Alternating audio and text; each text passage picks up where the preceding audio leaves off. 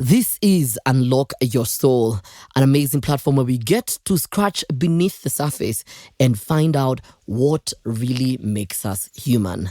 On the very, very first episode, by the way, I'm so excited on the first episode that we finally get to launch Unlock Your Soul. But the first episode is more of a learning curve, but also quite a sad but sort of triumphant story once you get to learn more about Nataliya Gumenyuk, who's a renowned journalist from Ukraine. Now imagine all your life you cover other people at war, other countries at war, you cover atrocities, been meted out on other people, and then one day this becomes your story. This becomes part of your narrative. How do you navigate life as a journalist, as a patriot, as a citizen of the world, as a daughter, as a colleague, when your country is bombarded with bombs? And when the shells begin to fall, you realize that more than ever, then you must now compact your shell of life. You must find a way to keep going and keep standing. That is the story of Nataliya Gumenyuk. Don't take my word for it. Let's go.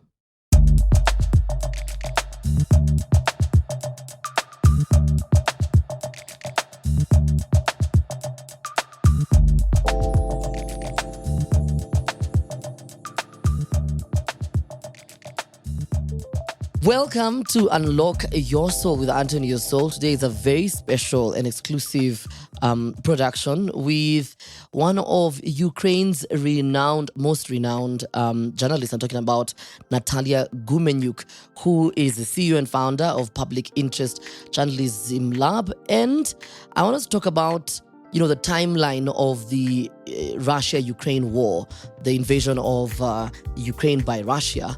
And most importantly, how you're able to navigate, your work as a journalist in the midst of all the war.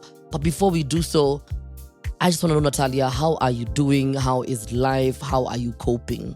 So thank you so much for asking. I'm very glad to hear and remember very well my short brief visit to Nairobi in December last year. Very inspiring. And of course, we just marked 500 days of the full-scale Russian invasion to Ukraine. Yeah. And people are adjusting, of course. We're trying to live our life as normal as possible.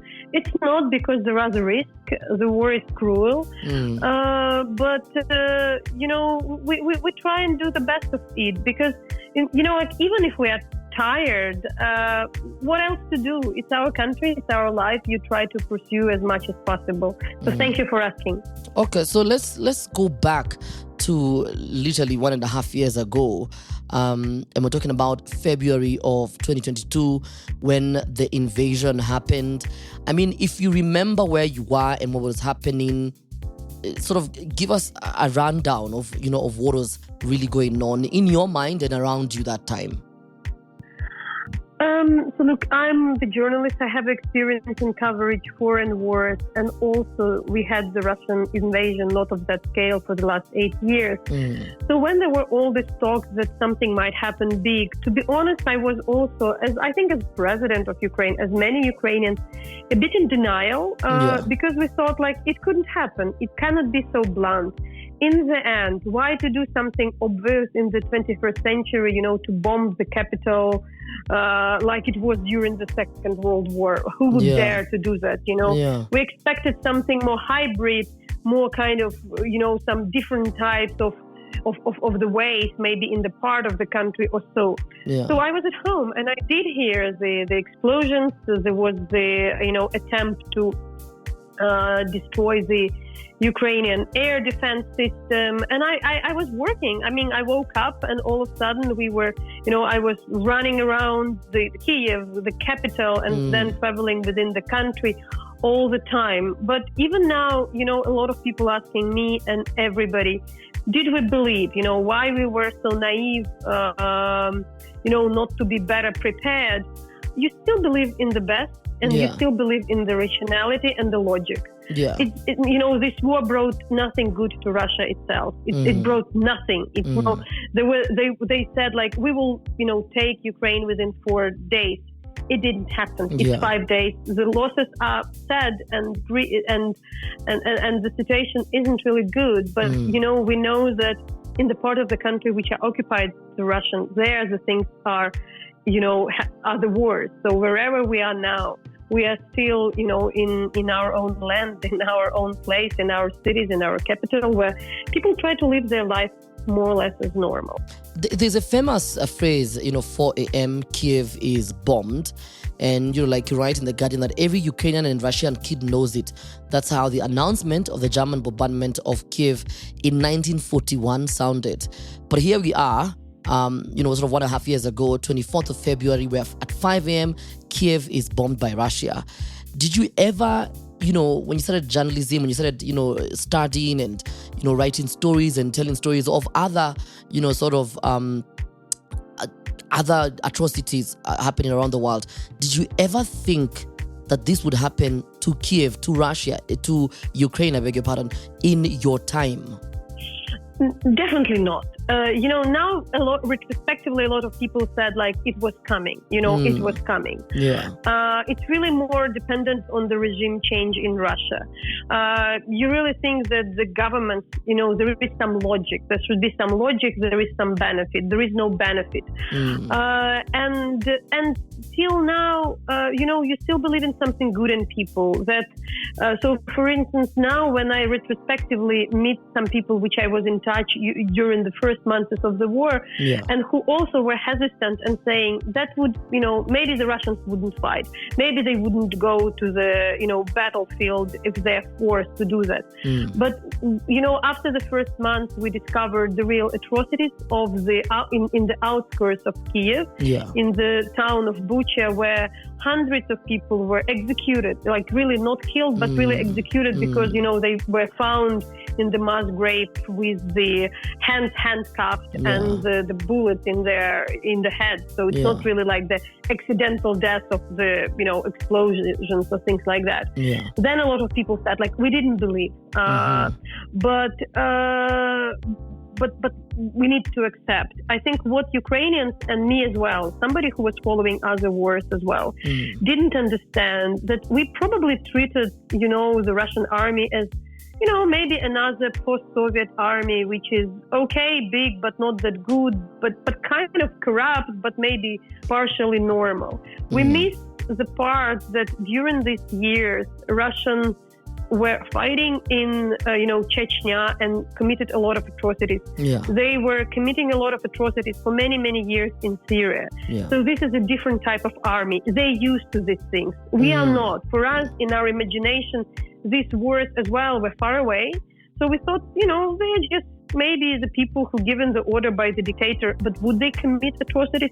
Maybe not. Now we know it is there. I'm running the project on documenting war crimes. And, so far, the Ukrainian General Prosecutor Office registered more than around 100,000 all over the country of different scale, of course. Some are worse, some, maybe less severe.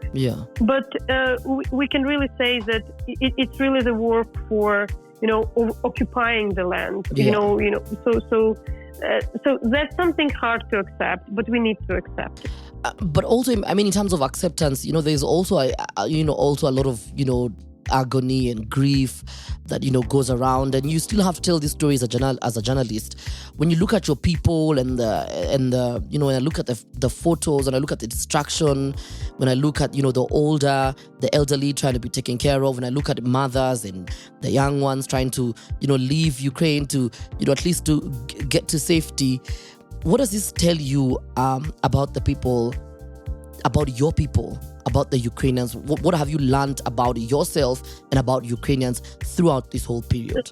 So I think that all the Ukrainians, they were used somehow to complain. How bad the things were, how things didn't work. And now when I talk to the people, also, for instance, in the villages which were liberated, many people say, we didn't appreciate how good we live, how good was our life, how much we have to lose, and how actually we need to appreciate, our state, our country, our people. I and my journalists work with very sensitive and difficult issue. We talk directly to the witnesses of alleged war crimes. So people who lived through the wars. And what for me is amazing that somehow they pursue. They really, the last time, I'll give you example, we had this horrible flood because of the artificial explosion of the dam in Kakhovka, and one of the big cities, which was for 9 months occupied. Then it was liberated. Then it is constantly shelled. And in the end, they needed to live through the flood because of the explosion of the dam, which was caused by the Russians. And I'm calling this lady who lost the house, who lost everything. She said it was everything for her.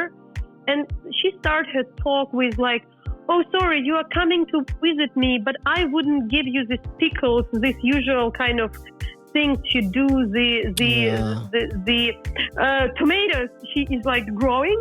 And she was like starting the conversation from the excuse she won't be able to give something with me because she has such a beautiful yard and a garden with growing so many things, and she was regretting that she wouldn't give it. In the end, I met her and she found something to give me anyway. And it's really amazing that you would talk to the widow who lost her husband and her land. They were farmers in the southern Ukraine. They lost because her husband, she's elderly, didn't survive. He was tortured and he was murdered, but and she left alone and she couldn't deal with her crops. But in the end, she would take care so much, whether she given me some food because I came from some far away. So I really think we saw that much of the atrocities, but we also saw so much of the humanities, how people support each other, how they do their best. Of course, not all. And by the way, a lot of people are returning to Ukraine. Wherever I talk to a refugee or to somebody, everybody wants to be home, and a lot of people trying to be, to be back and find their way to live. I love that. It's the the humanity amongst the people of Ukraine and just the strength of the Ukrainians. But also on the flip side, there's you write something quite beautiful here that the Russians thought the bombs would break you, but instead they've actually made you stronger. But you also have to be wary of everything happening around you. But also in the same essence, there's also a lot of lack of humanity, so to say, from either other nations, that be from media, from other nations. A lot of people seemingly now sort of moving on from this war and acting like it's normal, and it's like people are not really talking about it as much as they should be, as much as should be happening. How does that make you feel, and how do you see in terms of like journalism and ethics and just the lack there of interest in the Russia-Ukraine war? So I think that it's clear that Ukrainians also, and that's also our fault, didn't care about the other wars abroad. We know there is a horrible war going on in Ethiopia, and we know that there is a war going on in Yemen, and there is less attention. The difference I should probably explain, because sometimes I'm asked with these things, why even though the interest is fading, why there is still so much interest to Ukraine? Is it because we're in Europe? Is it because this is a wide population? I think it's a bit different. I think that the different things that in 2014, 9 years ago, when we had the democratic revolution against oppressive government controlled by Russians, Ukrainians in the end succeeded. We had the pro-Russian president who fled to Russia, who was funded by Russia, who was corrupt, and then the Russians, tried the first invasion. And within this year, we were lucky, and not just lucky, we worked very hard for 9 years, the whole Ukrainian civil society, media, everybody, to try to, build more democratic country, the feasible country, a new army, brought according to the different rules. And in the end, it's this army, this society is defending itself. If we had now a authoritarian government and there would be the Ukrainian minority defending itself from Russia, I think that it would be, way worse situation, like poor Syrians. They were not able to defend themselves. In the end, the country is in peril. the revolution unfortunately has lost. People lost their life, and there is no prospect. Ukrainians managed to, succeed then. So that is the reason why, there is support, because it's not the rebels. There is the whole legit army of Ukrainians trying to defend itself in the proper way. There is a state trying to, to keep the country going. Yeah. So it's difficult. But, even the normal Ukrainians, as I mentioned, like a farmer. Of course, a farmer wouldn't think about the world or global politics. The person would think about their life and their children and their house. Yeah. But when I talk to these people, they do believe that they defend the civilization. They defend the right of the people not to be killed, the right of the countries not to be, occupied and invaded by bigger foreign forces. Because if we agree to the idea that any bigger foreign country can invade another country, we understand that nobody is secure. Luckily, in case of Ukraine, there is a chance to win. There is a chance to go on and pursue. And I think this hope that so much is at stake is really, and there is this probability of victory, makes people go on. Yeah. We are tired. And I said, I think that the president of Ukraine, really, we've done once an interview, said it very eloquently, saying that people are tired maybe of the war of Ukraine, but believe we are not tired to defend everybody, to defend, our country and the rest. So I know the rules didn't work in a lot of conflicts. A lot of international system is not working, great.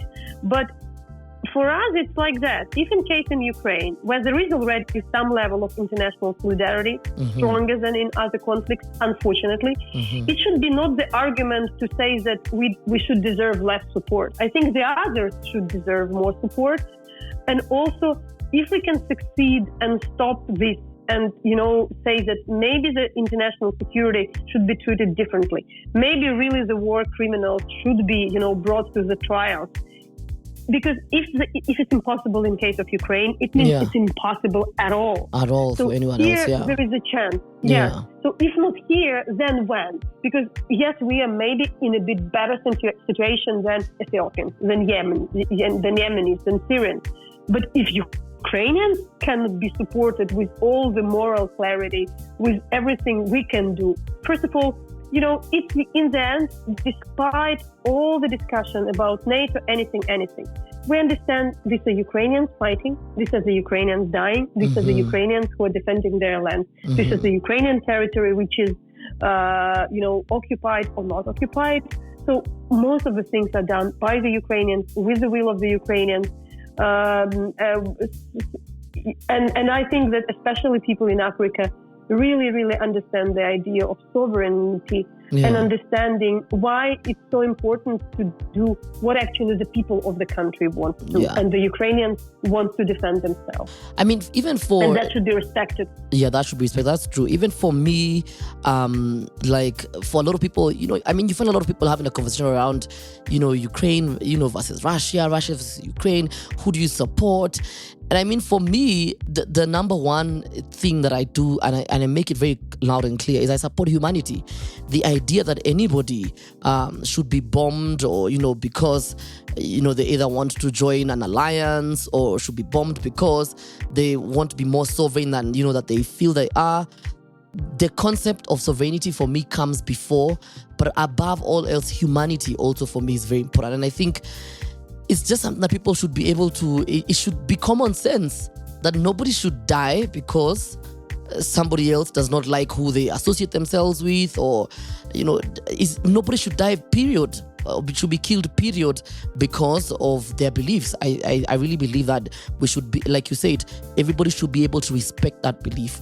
But in the same, again, in the same context, when the missiles go off and, journalists or people from around the world keep quiet, they're louder, even in terms of the repercussions are louder. But also, when the missiles go off and they go silent, there's also a huge weapon that also goes off that makes the missiles more louder and the repercussions and the atrocities bigger. And this a lot of times is disinformation, propaganda that is, either from Russia or from other people who support Russia. So, I mean, what are some of the misconceptions, for example, that you have heard about the war that you feel needs to be sort of straightened out in terms of what people are hearing in the world, but also please give us a rundown of the importance and the power of information in sort of a time of war like this? I know that the Ukrainians, what I usually say, are already kind of vaccinated against, disinformation in a way that they won't trust the Russian media, the Russian propaganda. But I think in this case, we even not speaking about, and I understand that there is a lot of disinformation coming, about Ukraine or about why it's, not the Ukrainian war, but some war between empires. But in the end, this is Ukrainian land and the Ukrainians are dying and the Ukrainians are fighting back. So this is a general narrative. But what I think is going on first, it's really about the respect to the victims. I give you a couple of examples. Yeah. One of the first stories, you just mentioned my first story in The Guardian on the right after the invasion. Yeah. And on the cover of this magazine was the photo. It was the cover of The Guardian. It was also the photo of the Ukrainian lady, which was wounded heavily, and she was in blood, her face. It happened that by chance, I figure out very early that she is the mother of the classmate of my colleague. So I know I approach the colleague. And what that girl said, she said that her mother and she, while she was writing, and she lived in the town close to Russian border, when she was writing somewhere on Instagram, elsewhere, she was bombarded by the trolls saying that she's fake, nothing happened to her. Yeah. And it's very painful for the person to be denied, even like if the person was already wounded, to say that like you don't exist. Yeah. I later seen a lot of, Russian papers, official Russian papers, which were printed out and given to the Russian soldiers in the territories which were later occupied and the Russians later retreat, when there was the same photo and there was this kind of stamp as if like it's fake, as if this like the Westerners imagine it. And and then when I talk to the people, people feel very vulnerable if something is like that. And I give you something, a bit different example today, a year a half. Unfortunately, 2 weeks ago, we lost a very dear friend, a Ukrainian writer, Victoria Amelina, the Ukrainian writer. She was killed during the air raid in Kramatorsk, in the town closer to the front line. She went there with some Colombian writers. It was a pizzeria, and it was, shelled and bombed by a very precise, extremely expensive weapon, Iskander, which cost millions. And they shelled pizzeria in the town, which is close to the front line, but where there were a lot of journalists, other people, but also the people, maybe soldiers, but soldiers who were having, dinner in the town where they come to see their families. Yeah. And when you look to the Russian propaganda, usually they would also say that, they targeted the second floor of this pizzeria. You should imagine how it looks. You can imagine the pizzeria in Nairobi when there is just one floor and the tent, there is no second floor. It's not there. But what was also for me important, then when the trolls would come, and I would write this story. And as a journalist, I write a lot of stories, I talk to the people. And they would say, but somewhere in Iraq, in Gulf, there was invented story. You are stupid, believing in such a bullshit. And for me, at this moment, being a journalist, but knowing that there is a person whom I know and loved, died in this attack, and knowing it's real, and we go into the funeral, to hear this, it's absolutely painful and devastating. But there is something else. What we also believe that beyond the usual kind of propaganda, disinformation, spreading lies and inventing the stories, or denying the right of the Ukrainians to at least admit their losses, there is also the very strong, not just hatred, but for many years, for decades, the Russian television was trying to dehumanize Ukrainians, to create this ground for the Russian soldiers against to kill them. So even in this particular case, there was the Russian general who was speaking at the major Russian TV channel. And this Russian general also is the member of the Russian parliament, the head of the committee for something like defense and things like that. So not the random person. And live on the record, he was saying that he applauds this attack. Wow. He takes hat off, and his military heart is rejoicing when he sees the pictures of people being digged out of this attack, because to his ideas there are the soldiers or wherever. He said even like these guys with tattoos, there are civilians, there are teenagers who has been killed. So you understand that it reached this level that they're even applauding to the attack when the whole death world and the knows. atrocities, with no repercussion whatsoever. So for us is to say that we cannot tolerate, how we can try, and if people, there is something beyond humanity. We understand there is a propaganda, there is another version, there is a political, discussion. You can like some side, you can, dislike another. Okay, I'm Ukrainian, I can give a lot of arguments why it's wrong, but I can understand it. But when there is a general, applauding to the attack in which civilians were killed, there is a different level how we can treat this war and the propaganda and what is spread by the and I said, like, it's not the anonymous Telegram channel or the troll which came to my Twitter, which I cannot prove was it a Russian troll or not, but it's something coming from the major program in the major Russian TV channel by the very important person on the record. So that's what is the reality, and I think that should be really treated in a different way. And as you talk about that, I mean, I'll come back to that, because we'll also talk about the war crimes and what a perfect picture looks like in terms of the pain that I feel the people of Ukraine are going through, but also when it comes to being tired and just having to go through these stories and to see the destruction and having to report it, but also even amongst the people, for me it's, and you write about it, it's very paradoxical that people feel guilty for not doing enough. I mean, what else can the people of Ukraine do? What else can you do when there's all this? What else can you do? I think that the best examples are the personal. So my sister, the elder sister, she's a very calm, nice person. She's a lawyer and she works for city administration and for some committee. And, she has a small kid.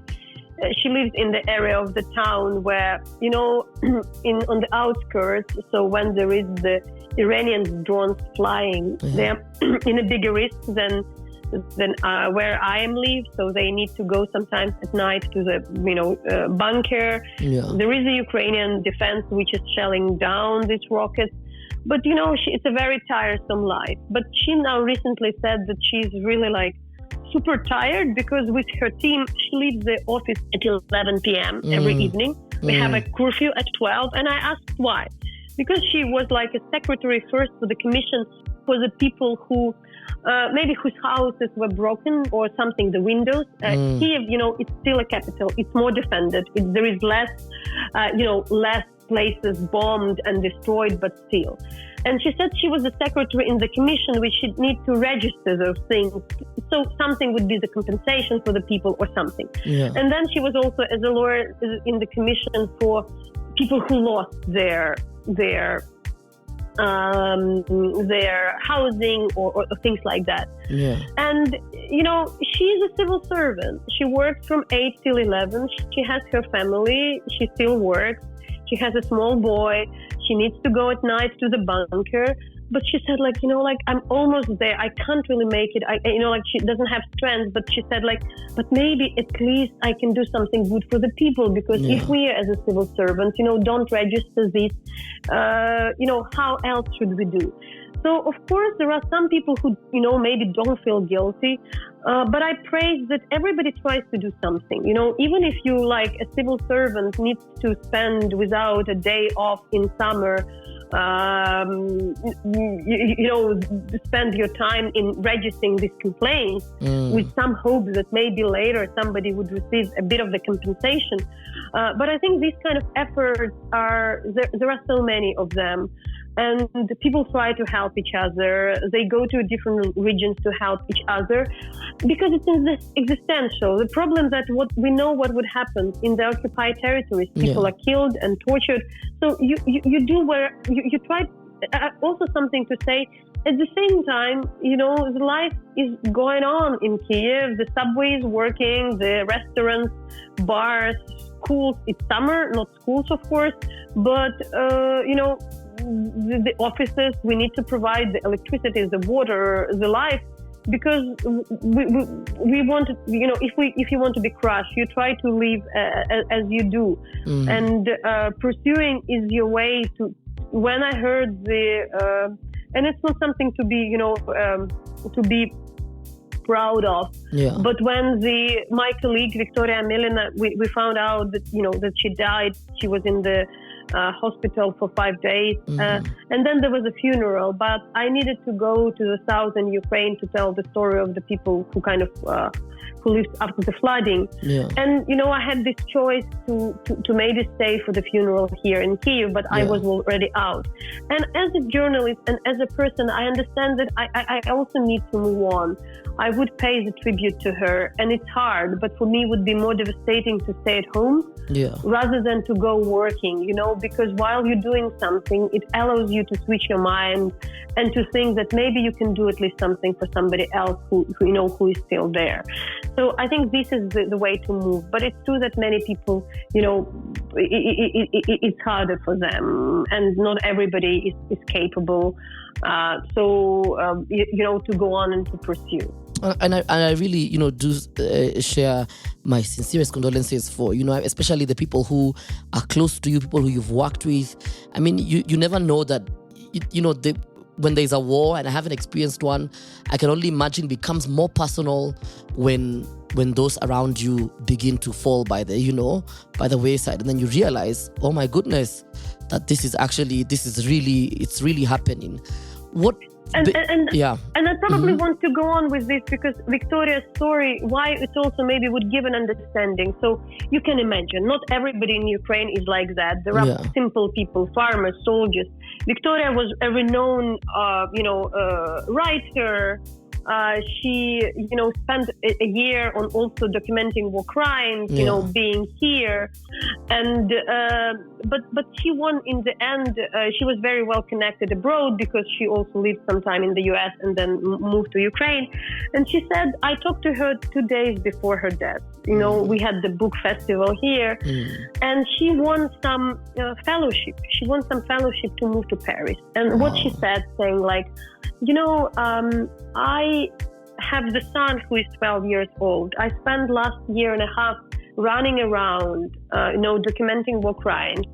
And this is the last year he's like a teenager. I need to be a mother. So I accepted this fellowship, but I feel guilty of leaving because this country is my strength. I don't feel good living. I feel kind of, and I was trying to say, go for a year. You'll be back. There would be so much work for you still. You have the right to make a break.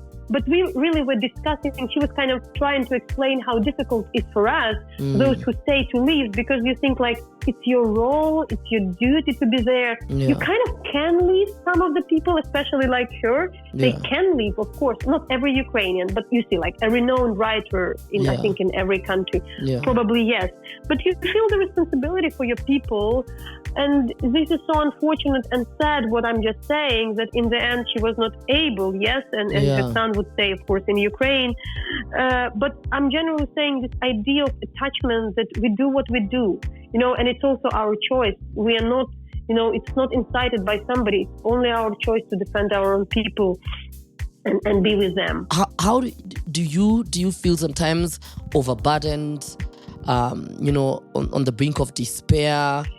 For you as Nataliya, this war definitely has had a huge impact for you, but do you feel at times that, I also need to rest, I need to breathe, I need to leave, I need to flee or whatever? How do you feel as Nataliya?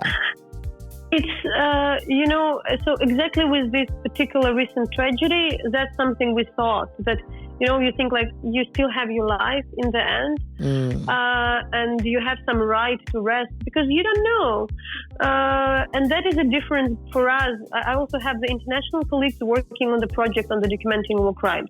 And sometimes maybe I'm very rude or maybe too blunt and maybe, don't have strength any longer to be polite. But if they want to go something for planning for a year and ask about these long-term plans.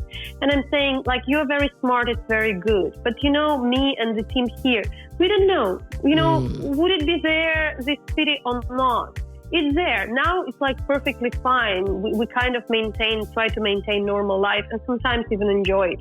Yeah. But also, if you lose somebody forever, you lose somebody forever. There is no silver lining. There is no kind of good in that. Some people won't be returned. Yeah. You just really can do something for those who stay. Yeah. The only thing you can say, like, maybe you need to treat better and be nicer and kinder for the people who are around you. Sometimes stop.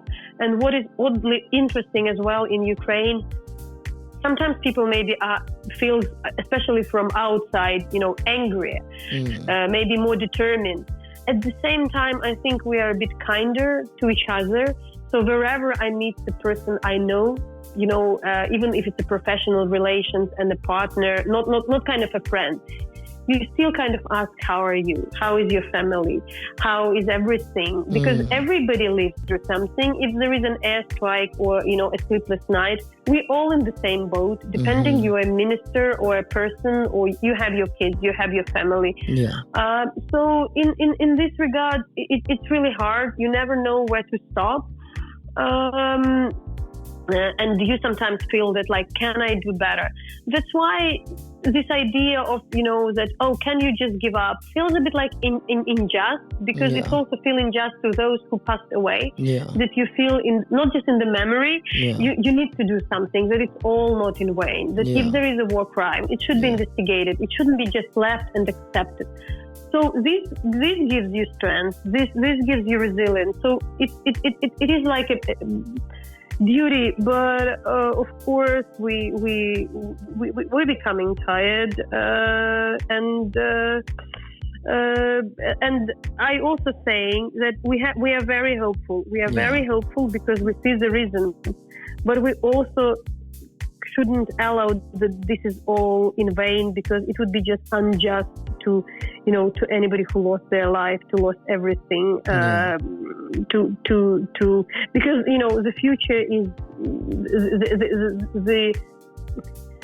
the idea of being occupied is worse, because if somebody speaks about the war and peace, for Ukrainians to give up, it's to allow the occupation, and occupation is not the peace. Occupation is not the peace. Occupation is just a different form of the war. Wow, that's really deep. As we conclude, there's just two last things that one is, how do you see this, ending? You've covered other atrocities, you've covered other wars. What for you would be the scenario of how this comes to a stop, or at least a pause for the people of Ukraine and for everyone else who's been involved? And also, what's your word, to Zelensky, your president, to the military, at the front fighting for the sovereignty of Ukraine, to the people of Ukraine? What do you want to tell them? So, it's very, simple. Look, if Ukrainians stop fighting, they'll be occupied. If the Russians stop fighting, there would be peace in Ukraine. It's enough for them to leave. I think that the person like Putin doesn't need to have the, to save his face. We heard recently that there was this kind of non-happening coup. And in the end, he got out of this situation. Yeah. So we shouldn't care about how he feels. It's so easy for them. Just stop shelling, So So for us, the war is them leaving the territory, and as well stop shelling on the Ukrainian territory. And that's, as you know, to be honest, they just really can stop at any given moment. We cannot. So this is very different. But for the Ukrainians, then it's, you know, some genuine, and even if it depends not just on us, there should be some genuine guarantee that Russia wouldn't stop. For the last years, the peace agreement, which was lasting for last 8 years, actually helped Russia to build the army. And the occupied territories, Ukrainian territories where Russia has been occupying for 8 years, that was exactly the reason. They built the military playgrounds of those territories in order to make the further occupation. Wow. So we already lived for 8 years with this peace agreement, which while they were having the break, they just made their army stronger and prepared for this war. This cannot happen again. So this pause, the only thing of this pause would be that the Russia would regroup, create more military weapons, their factories would create more missiles and things like that. So there should be some guarantee of non-attack, which would be, I use this word genuine, which we can believe in and trust into that.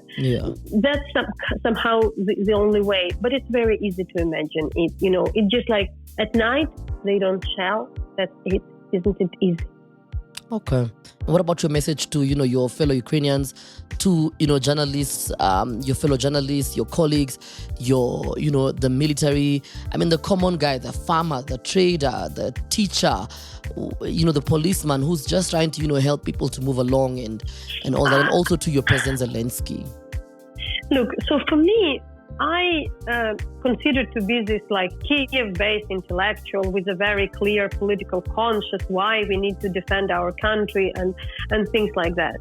So wherever I meet a soldier, a postman, as a worker from the railway or the president or anybody, I see people who are working very, very hard. So the only thing I can say to my fellows that I'm absolutely grateful because I know that they cannot do that, but they do even more. They work hard. They do it while, also they don't see their families on the edge of their physical resources.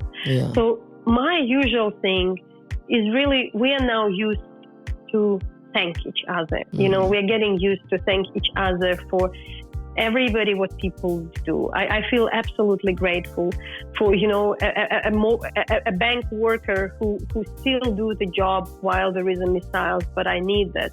For a teacher who maybe do the job, teaching the person, the kid in his town, but also the kid who left via Zoom.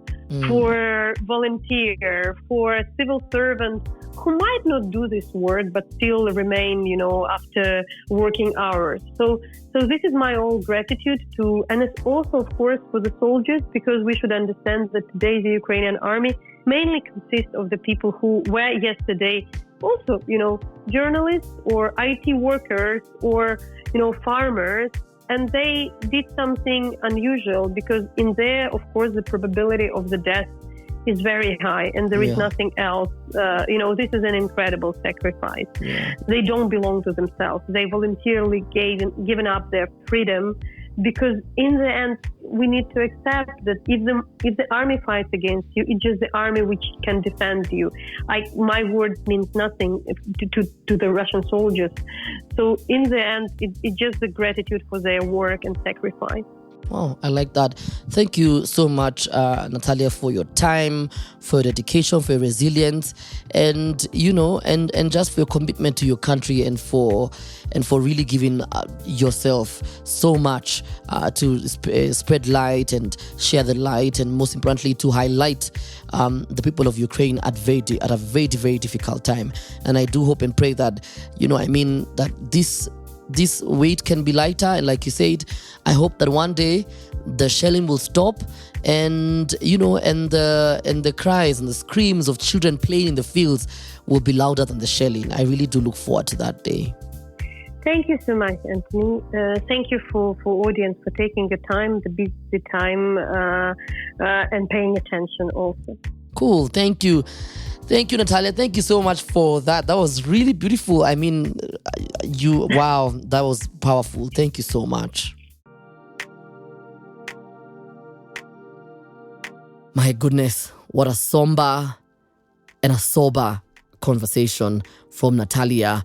And I mean, to everyone in Ukraine, to everyone who's affected by the war, including the rest of the world, where we know the prices of stuff has gone up. I really do hope and pray that there will be an ending to this once and for all.